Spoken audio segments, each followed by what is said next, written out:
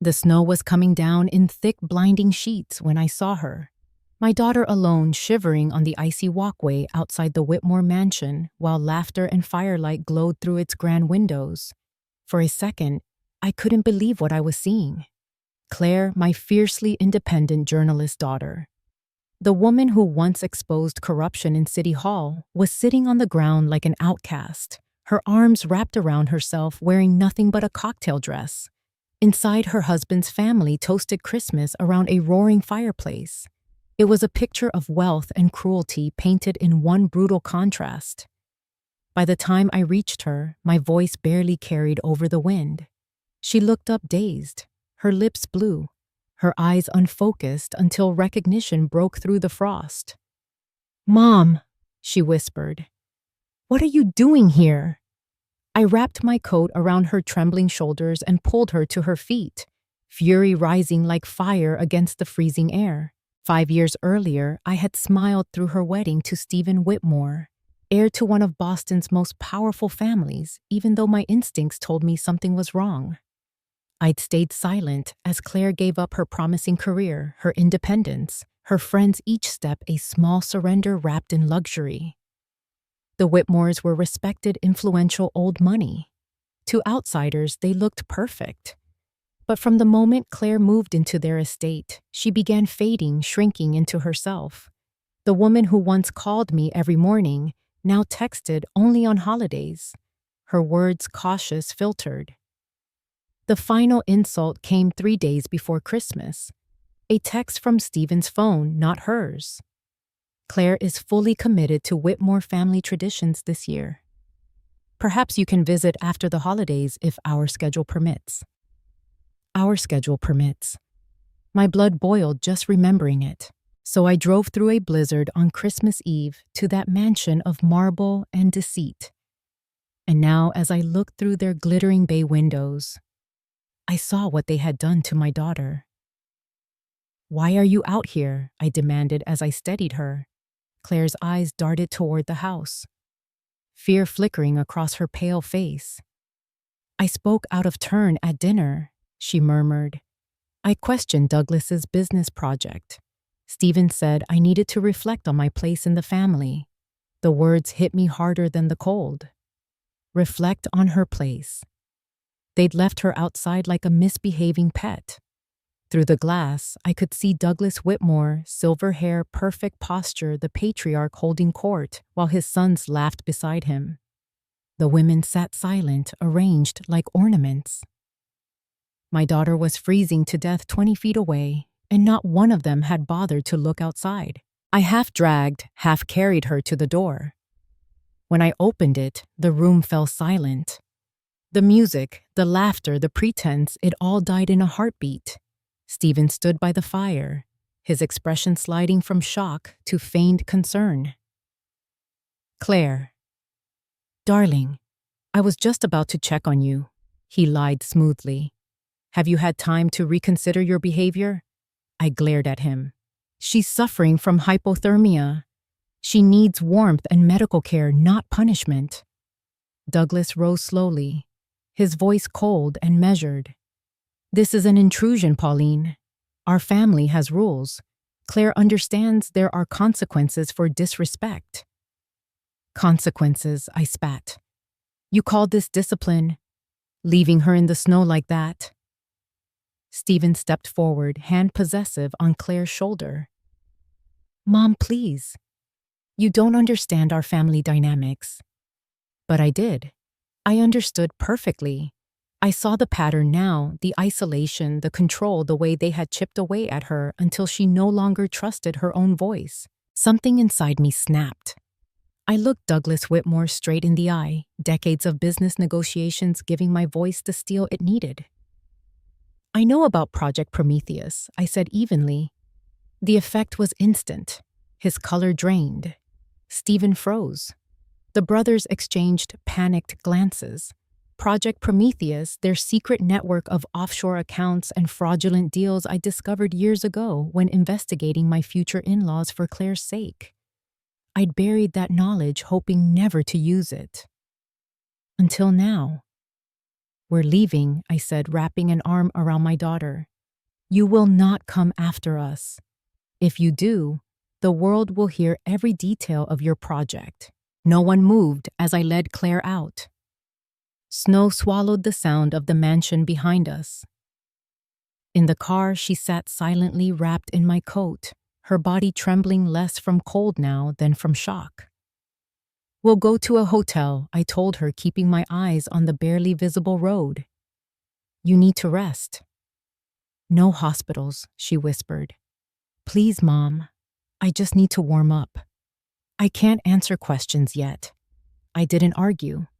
I knew that tone, the voice of a survivor clinging to control. At the Rosewood Inn, I got her into a suite, ran the shower, ordered hot soup and tea. When she emerged 20 minutes later, wrapped in a robe, color slowly returning to her cheeks, she looked like a fragile echo of the woman she once was. She sat across from me by the fire, clutching her mug. Thank you for coming, she said quietly. How did you know? A mother knows, I replied. The truth was simpler. I had been afraid for years, but fear had finally given way to certainty. Something in her marriage had been deeply wrong. She stared into the flames. It started so slowly, she said. Stephen wasn't like this before. He was kind, supportive. Then it became little things, comments about my friends, suggestions to take fewer assignments, that maybe journalism was too stressful.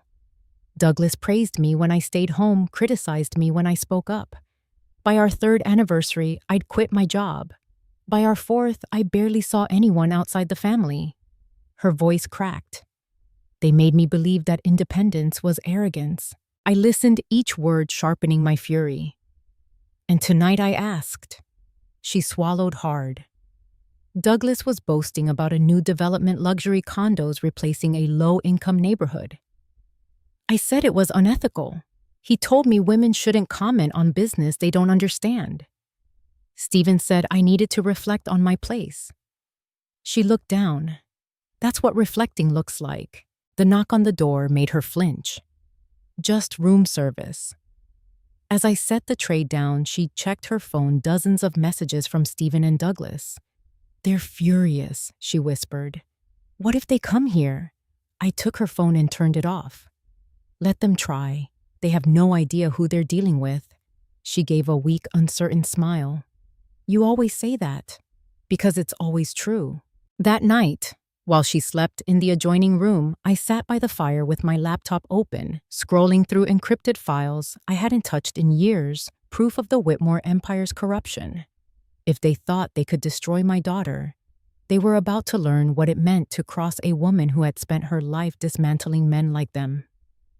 By morning, the blizzard had passed, leaving behind a city glazed in silver.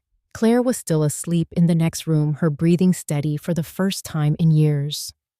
I ordered breakfast and opened my laptop again, scanning through the files I'd saved years ago. Shell companies, offshore transfers, falsified environmental reports. Project Prometheus wasn't just a business operation. It was a machine built on exploitation. And it was my leverage. When Claire emerged wrapped in a sweater and her hair loose around her shoulders, she looked exhausted but steadier. You really do have it all, don't you? She said softly, seeing the files open on my screen. Evidence that could ruin them. I compiled it before your wedding, I admitted. Stephen's family never passed a background check I couldn't break. I hoped I'd never need to use it. She sat down across from me, stirring her coffee. Why didn't you warn me? I met her eyes. Would you have believed me then? She hesitated, then nodded faintly. Probably not. I thought I was in love. She looked out the window, her voice quieter. They made sure I saw you as the problem. Too independent. Too outspoken. Stephen said your influence made it harder for me to be a good wife. My chest tightened, but I stayed silent. Claire didn't need guilt from me, she needed clarity. They've done it to all the women she went on. Douglas's wife, his son's wives. We were all molded to be quiet, agreeable. There was one woman who tried to leave Richard's first wife, Meredith. They destroyed her reputation, took her son. She vanished. Her hands trembled slightly as she took another sip of coffee. They said she was unstable, ungrateful. I believed them, until I became her. She looked up at me, then eyes sharp again.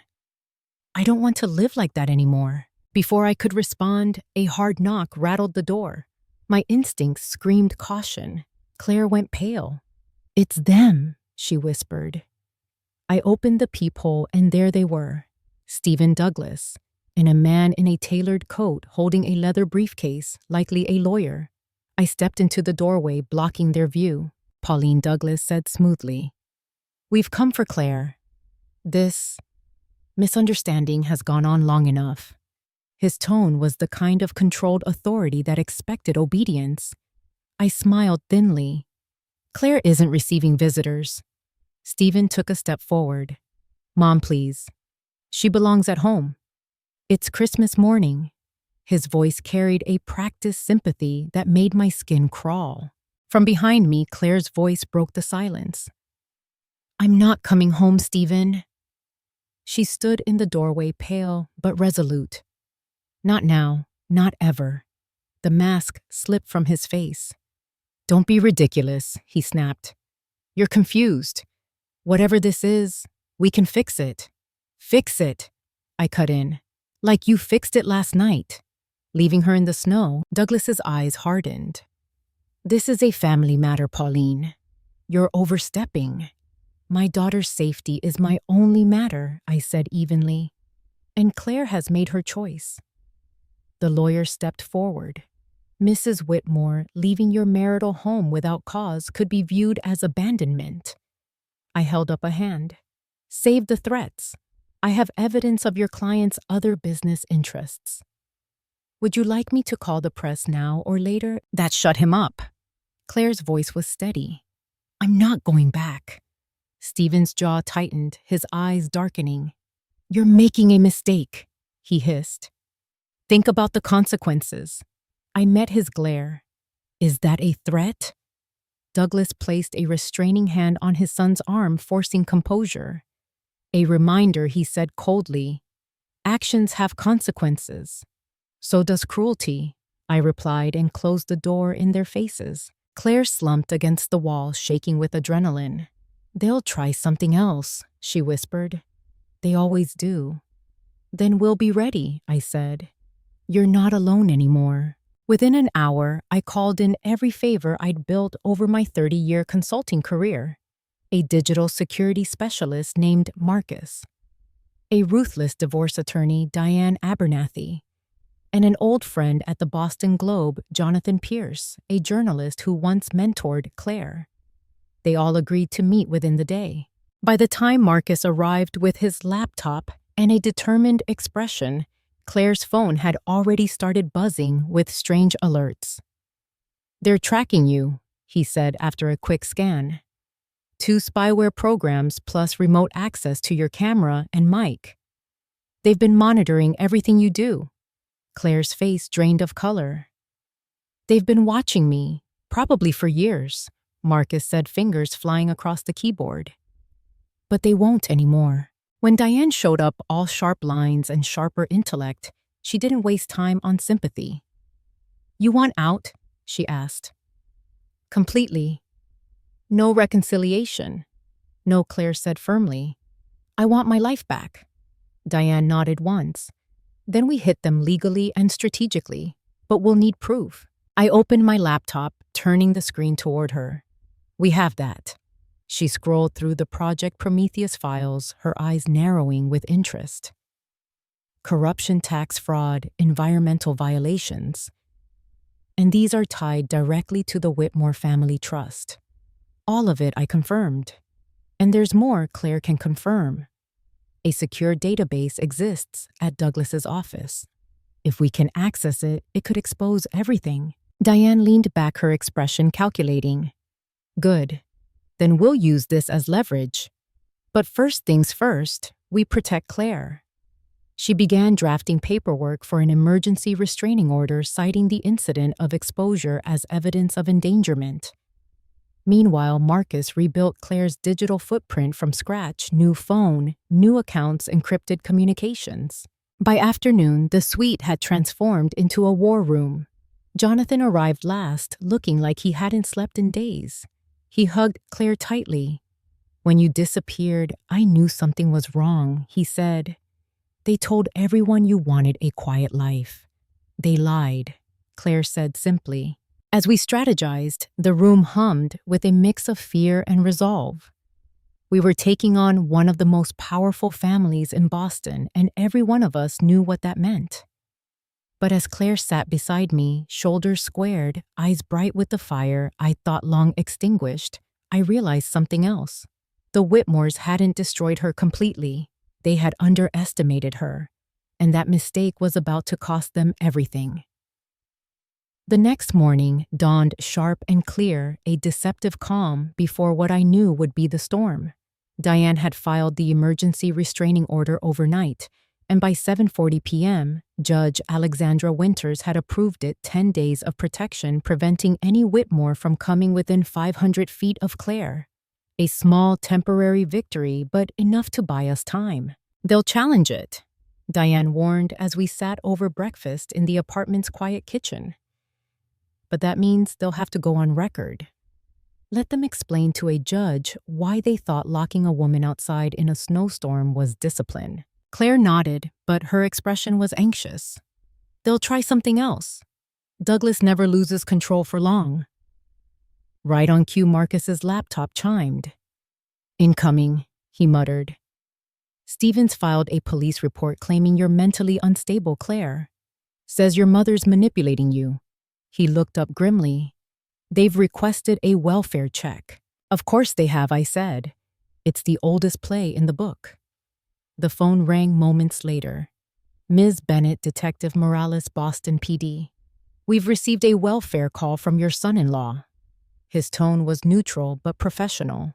I handed the phone to Claire, who took a deep breath before speaking. "Detective, this is Claire Whitmore. I'm safe and here by choice. I've filed a restraining order due to domestic abuse and can provide the court documents." She paused, listening. "Yes, you may confirm with Judge Winters' office. I'm in no danger except from the Whitmore family." Her voice didn't waver once. When she hung up, she exhaled shakily. "He's sending a patrol to confirm." "Good," Diane said. "Let them see you stable and clear-headed. Every record strengthens our case." When the two officers arrived, one veteran, one young rookie, they spoke privately with Claire, then briefly with me. They left satisfied, promising to file their report confirming her safety. As the door closed, I turned to Diane. "That's one attempt neutralized." She nodded. "They'll escalate." Marcus was already scanning his screen. "They just filed an emergency petition in family court claiming temporary insanity and undue influence. They want Stephen named as Claire's guardian." Claire's face went white. "They're trying to take control of my life legally." Diane snorted. "Predictable and futile. We'll have you evaluated by an independent psychiatrist today. The court will toss their petition before sunset." Dr. Elenara Kapoor was efficient, compassionate, and utterly impartial. Claire spent 3 hours in her office answering questions with a calm honesty that even the most skeptical evaluator couldn't refute. When she emerged, Dr. Kapoor followed her tone, measured but warm. "There is no sign of instability," she said. "Only evidence of prolonged emotional control and psychological abuse. I'll send my report to Judge Winters this afternoon." Claire's shoulders sagged with relief. "Thank you. You're very strong," Dr. Kapoor said gently. "But recovery from coercive control is a process. Let yourself heal." Our next stop was the Boston Police Department's Special Victims Unit. Jonathan had arranged a meeting with Lieutenant Sandra Rivera, a woman who radiated quiet authority. Her walls were covered not with awards, but with photos of survivors she'd helped. After hearing our story, she nodded once. "I'll handle the escort myself. Families like the Whitmores thrive on intimidation. We'll make sure they don't get the chance." By early afternoon, our small convoy turned into the Whitmore estate. The gate stood open again, snow shoveled into perfect symmetry. Douglas was waiting, silver hair gleaming, flanked by his lawyer Edward Harrington. His face remained calm, but his eyes were cold enough to freeze steel. "This is unnecessary," he said smoothly as we stepped out. If Claire needed anything, she could have requested it through proper channels. Lieutenant Rivera's tone was polite but firm. "We're executing a lawful court order. Miss Bennett will retrieve her belongings without interference." She deliberately used Claire's maiden name, and I saw Douglas's jaw tighten. Inside the mansion's perfection now looked sterile, suffocating. Every surface gleamed, every flower arrangement identical. Claire led us upstairs, her posture stiff with old memories. "They've searched my things," she murmured, opening a drawer half filled with disturbed clothing. "They were looking for my journal." She checked her usual hiding place, a compartment beneath the window seat, then froze. Empty. A flicker of panic crossed her face, then calculation. She crossed to a bookcase, running her fingers along the spines until she found an old copy of Pride and Prejudice. Hollowed pages concealed a small leather notebook. "Got it," she breathed. As she packed her clothes, laptop, and heirloom jewelry, Douglas hovered at the doorway, his expression souring by the minute. When Claire requested access to the family safe, he finally snapped. "Absolutely not. Those items are insured under the Whitmore Trust." Diane stepped in smoothly. "Inheritance law disagrees, Mr. Whitmore. The jewelry remains her personal property unless a signed transfer exists." "Do you have one?" His silence was answer enough. Under the lieutenant's supervision, he opened the safe. Claire retrieved 3 velvet boxes, her grandmother's pearls, emerald earrings, and gold wedding band. Then her gaze caught a metal case on his desk. For a split second, her expression changed, recognition, alarm, and resolve all at once. "What is it?" I whispered. "The external hard drive," she murmured. "A backup of Project Prometheus." Douglas moved protectively in front of it. "We're done here," he said.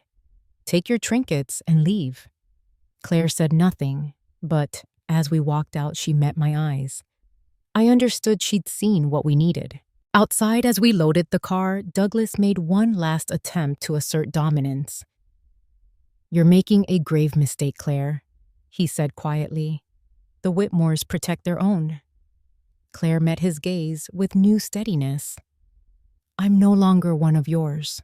Back in the car, she exhaled deeply, her hands trembling. I wasn't sure I could face him. "You did," I said proudly. "And you won." She gave a faint smile. "Not yet, but soon." When we returned to the apartment, Marcus was waiting, eyes alight. "I think I'm in," he said, fingers flying across his keyboard. Using Stephen's cached credentials from Claire's laptop and Douglas's unlock pattern she'd memorized, Marcus had breached the Whitmore server. Lines of encrypted text flooded the screen.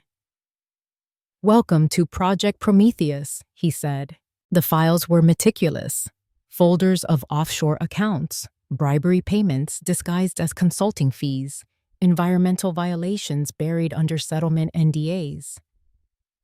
"They've been laundering money for decades," Jonathan muttered, taking notes. But one folder made my stomach turn. Wife management. Inside were detailed psychological programs, methods for isolating and controlling the women who married into the family. Claire stared at her own file. Year 1, establish dependence. Year 2, restrict employment. Year 3, reduce social ties. Year 4, full financial control. Her voice broke. "They planned my entire life like a business model." Diane leaned over her shoulder.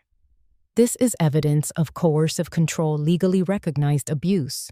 Combined with their financial crimes, it's enough to bring them down." Claire wiped her eyes, but there was no weakness in her expression now. "Then, let's end it. The files we uncovered that night would change everything." Claire sat beside me, eyes locked on the screen, as lines of corruption scrolled faster than either of us could process. Bribes to senators, secret land grabs, shell companies routing millions through nonprofits. And beneath it all, the one thing that tied everything together, the Whitmore Foundation, a philanthropic facade masking decades of exploitation. Jonathan's voice trembled with a mix of outrage and awe. "This isn't just fraud," he said. "It's generational crime. If we publish this, it'll take down half of Boston's elite." Diane's expression was pure steel, which is why we'll do it carefully. The moment we move, they'll retaliate. We need airtight evidence, digital signatures, corroboration. No loopholes they can wriggle through. Marcus leaned back, cracking his knuckles. "Already handled. I've mirrored their servers and backed everything to encrypted drives. Even if they wipe the originals, we've got them." Claire stared at the screen. "All these years, they used me as their cover. Every charity gala, every photo op, it was all theater. I thought I was helping people." "You were," I said gently. "You just didn't know who you were helping them to be." The plan formed quickly. Jonathan would break the story once Diane cleared the legal angles.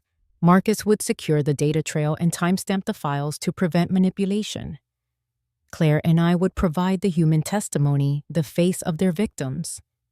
It was dangerous, but truth often is. Still, I couldn't ignore the flicker of fear in Claire's eyes as she whispered, "They won't let this go. Douglas controls everything, police, courts, even the press." I squeezed her hand. "Then we go somewhere they can't reach us." We didn't make it 24 hours. At 6:17 the next morning, a black SUV pulled up outside the hotel. Two men in suits stepped out, scanning the building. Marcus caught it first on the security feed. "Not police," he said grimly. "Private security, Whitmore's men." Diane was already on the phone. "We're moving. Pack only what you can carry." Jonathan grabbed his laptop. Marcus yanked the hard drives from the desk, and Claire froze in the doorway. "He'll never stop," she whispered. "He'll keep coming until I'm gone." "Then we stop him first," I said. We exited through the underground parking lot, Marcus leading us toward a rental car. Snow crunched under our boots as we piled in. Just before we pulled out, Claire looked back through the rear window. One of the men was staring right at us, phone pressed to his ear. By the time we reached Jonathan's office at the Globe, he'd already alerted his editor. Within the hour, the newsroom transformed into a fortress. Reporters crowded around screens, attorneys combed through files, and security stationed guards at every door. For the first time in years, Claire's story wasn't being silenced, it was being amplified. Then came the breaking point. At 4:36 p.m., the Globe's website went live with the headline, "Exclusive. The Whitmore Legacy. Charity, Corruption, and Control." Beneath it, Claire's byline. Her name, her voice. The exposé was surgical in its precision. Every shell company mapped, every fraudulent account traced, every abused wife's testimony woven into a tapestry of quiet horror and defiance. The world learned how Douglas Whitmore's empire wasn't built on wealth, but obedience. By sunset, it was viral. News anchors dissected the story, politicians issued statements, and law enforcement, those not on Whitmore's payroll, opened investigations. That night, we watched the broadcast from a safe house outside Boston. Claire sat beside me silent as the anchor recounted her story, the snowstorm, the humiliation, the survival. When they showed her photo, she flinched. "I don't feel brave," she said softly, "just broken." "Broken people don't take down dynasties," I said. "They rebuild the world." The next morning brought chaos and justice. Federal agents raided the Whitmore estate. Helicopters circled overhead as Douglas was escorted out in handcuffs, expression carved in stone. Stephen tried to flee. He didn't make it far. The headlines the next day were relentless. "The fall of the Whitmore's family empire collapses under fraud investigation." I didn't feel triumph, only relief. A week later, Claire testified before the grand jury. When she walked into that courtroom head high, every reporter turned. She spoke for 3 hours, steady, eloquent, unshaken. When she finished, the judge called for recess and the room erupted in quiet applause. Afterward, she stood on the courthouse steps, microphones flashing like lightning. I believed silence was safety, she told the crowd. But silence is a weapon for those who exploit it. To anyone still trapped, speak. You're not powerless. You're just waiting to be heard. Months passed. Douglas Whitmore accepted a plea deal, 15 years in prison for fraud and obstruction. Stephen faced trial for domestic coercion and perjury. The Whitmore mansion was seized by the state, its grand halls now empty echoes of arrogance. Claire, meanwhile, began to heal. She moved into a small cottage by the ocean, started writing again, first articles, then essays, then a book proposal titled Snowfall: A Daughter's Reckoning. When the publisher accepted it, she called me in tears. "It's really happening, Mom. They don't own my voice anymore." The night her first piece was published, a reflective essay about reclaiming power. I sat by the fire reading the closing lines aloud. The snow that once buried me also preserved me. Under its weight, I found silence. But when it melted, I found truth and a mother's love fierce enough to thaw the world. I closed the laptop, tears burning hot against my cheeks. Outside, the first flakes of winter began to fall again, soft and pure. A knock at the door pulled me from my thoughts. Claire stood there, bundled in a coat, her smile shy but steady. "Mind if I stay for dinner?" "Always," I said, pulling her into an embrace. We ate in companionable silence, soup, bread, laughter. When she finally spoke, her voice was quiet but sure. "Do you ever regret it?" Exposing them, I looked at her across the candlelight. "Never. Because for the first time, you're free." She nodded slowly. "Then so are you." We sat watching the snow fall outside the window, two women who had survived a storm and built something stronger in its wake. Not revenge, not victory, freedom.